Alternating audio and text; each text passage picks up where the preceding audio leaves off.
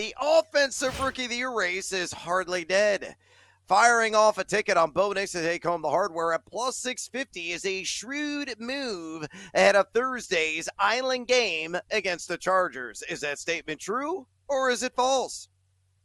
You know what? I'll actually say true. I mean, Jaden most likely wins the award, right? But I wasn't going to play Bo Nix 2 weeks ago when he was down to only 2-1, when you could have had a 28-1 price early on in the season.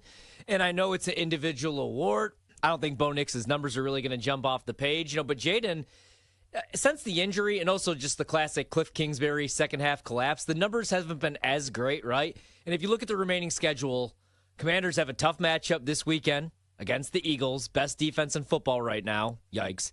Then you get Atlanta. Most likely you pad the stats against that mess of a team. Then you close out the year against Dallas. What do we get from Dallas January 5th, right? Meanwhile, for the Broncos, I like them against the Chargers. I love them against the Bengals on the offensive side of the ball. A perfect game for Bo Nix to pad those stats. Then they close out the season with the Chiefs. Are the Chiefs even playing their starters January 5th, right, if they have that number one seed locked up in the AFC? So I don't think it's a dumb bet, man, at that price right now. I would go small, maybe use an odds boost or something, but yeah, I think it's worth a bet on Bo Nix. I think there's two guys that realistically could win this award. Jaden Daniels, who's probably got like a 70% chance, 80% chance maybe, and then Bo Nix. Yeah, it's entirely true. Plus 650 is a great value on this because of the game on Thursday. And if you're going to fire off a ticket in the Offensive Rookie of the Year futures market, do it now. Do before a kickoff, because if he shows up and shows out in front of a nationally televised audience, everybody going to be glued to this game. I think a lot of voters are going to have their ears perk up and say, you know what? Jane Daniels isn't a runaway Offensive Rookie of the Year candidate. Bo Nix is very much in that conversation, and I think you're going to see that juice come cascading down. I mean, the numbers are great for Bo Nix. He's thrown for nearly 3,000 yards this season, 20 touchdowns, 11 picks. Now, he's had some INT issues the last couple of games with 5 in total, but still ran for 327 yards, 4 rushing touchdowns, number 11 in red zone completion percentage. And he mentioned the schedule. Let me use fantasy football to our advantage here. Chargers are really a neutral matchup based on the numbers, but Cincinnati after that, fantasy quarterbacks performing 19.8% above the league average against them. Kansas City also a neutral matchup, but what are they going to be playing for? Maybe nothing.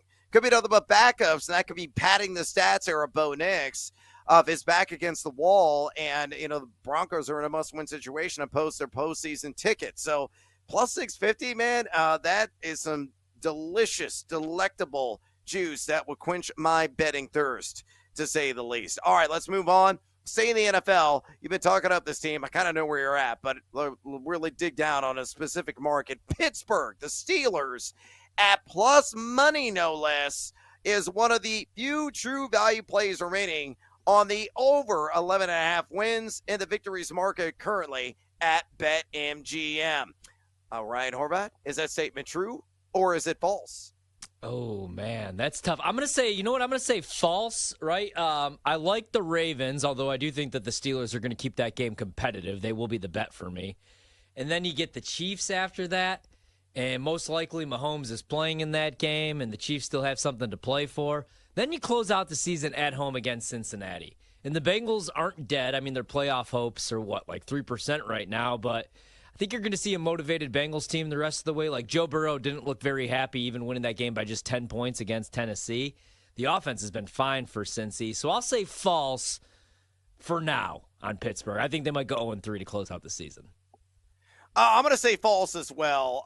Look, I'm not going to touch this bet. It's minus 145 on the under for a reason. Despite the over being at plus 120, I'm not going to get quite seduced by that juice. They're going to lose to Baltimore, and they're going to drop another one of those last 2 games at home, whether against the Chiefs or the Bengals. They're only number 24 in the last 5 weeks, and total offensive EPA per play. Then defensively better at number 11 EPA per play defense. So, look at the advanced metrics, looking at the schedule coming. I think they're going to finish the season 1-2 realistically, not 2-1 to push the over there. Again, their overall record currently at 10-4. All right, let's move on. Ryan Harris would probably agree with this. Notre Dame is the ultimate value play in the college football championship market at plus 800. Every other team with higher odds of hoisting the hardware isn't worth the time. Is that statement true or false? I mean, man, that one's tough, right? I wouldn't probably play anybody other than Notre Dame and Penn State at their respective prices, but I'll say false because Tennessee at 25-1 is kind of enticing. Hell, even Indiana at 40-1 if they were able to pull off the upset, because then you get Georgia and they won't have Carson Beck in that game. But I'll say false just because Tennessee kind of intrigues me. What if they do the unthinkable and they knock off Ohio State? What if Ohio State's just not very good, right? And Tennessee has an elite defense, top 5 in the country. The rushing attack has been solid all season long with Sampson. They average over 200 yards a game.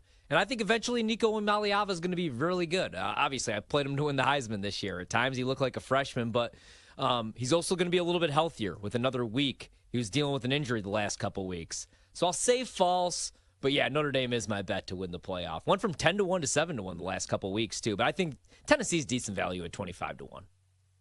I'm going to say true. I love Notre Dame, and I can't believe I'm saying that because I usually fade Notre Dame hard in terms of fandom in general. But you look at the advanced metrics, and they're kind of enticing. Number 16 EP per play offense in the season, 4 in defense. Ryan Harris is really harping on that defense. They're elite, man. And you look at the success rate versus the pass, they're number 1 in the nation success rate defense. Against the run, a little bit more sketchy.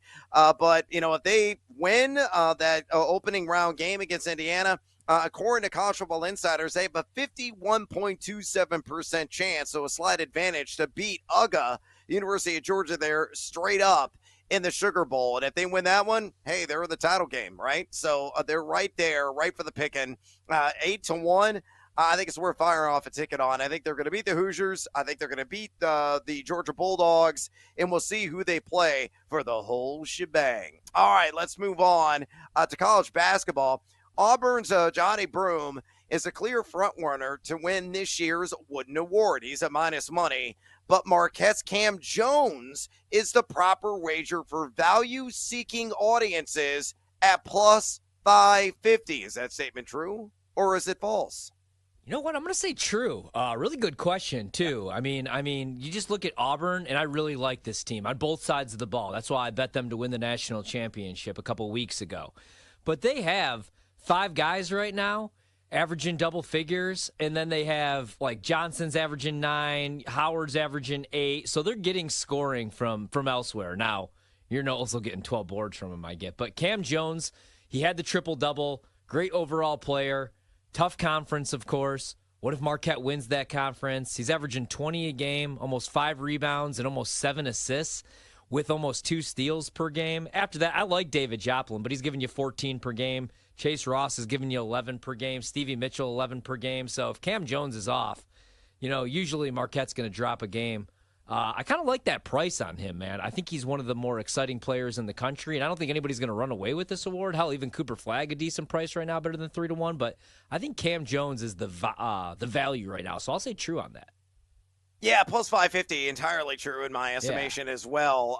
Cam Jones is an absolute baller. He's number 3 in the country in Ken Palm's Player of the Year ratings for a reason. Now, Broome is number 1. I have to look and see who number 2 is, but a guy that could really fill the cup. He's shooting 41.2% from way downtown. He's got the 5th highest assist rate of any player in the country, also netting 65% from inside the perimeter. A guy averaging 20.1 points per game, 4.7 rebounds per game, 6.4 dimes per game. And oh yeah, he's got the kleptomaniac hands as well. 2.0 steals per game. Now, I mess around. He's already got a triple-double under his belt. I think it was the 3rd one ever recorded in Marquette's history. I'm totally down with Cam Jones winning the Wooden Award at plus 550. Definitely worth firing a ticket off right now.